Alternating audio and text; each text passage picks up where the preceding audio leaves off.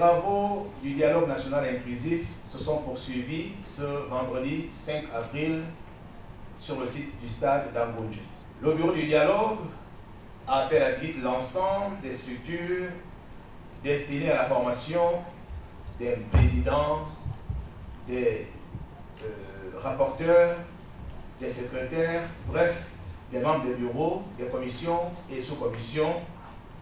Et ensuite, l'ensemble des membres du bureau s'est rendu en visite pour constater la disponibilité des installations techniques, des salles et du matériel informatique alloué aux salles prévues abriter les travaux en commission dès lundi matin. Et par ailleurs, en début d'après-midi, le bureau du dialogue s'est attelé à arrêter ou alors s'est accordé à proposer un ordre du jour qui sera bien évidemment voté par l'ensemble des commissaires lors de l'assemblée plénière prévue se tenir demain samedi dès 8h30.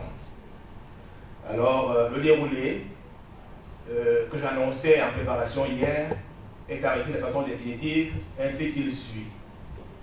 Demain, à partir de 8h30, accueil des différents commissaires et participants.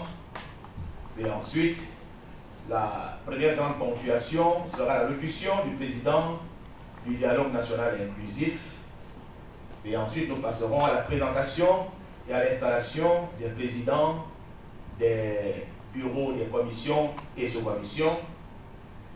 Suivra la présentation du règlement intérieur qui a été arrêté par le bureau du dialogue national inclusif.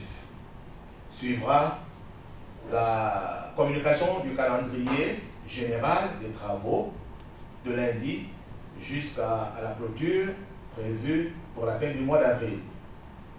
Et ensuite, on passera à quelques divers qui vont être rajoutés par l'ensemble des commissaires après l'adoption de l'ordre du jour. En début d'après-midi, le bureau du dialogue est revenu en salle pour se féliciter de l'état d'avancement du dispositif écologique, du dispositif réglementaire, du dispositif de l'ensemble de l'appareillage capable de nous aider à réaliser un travail efficient.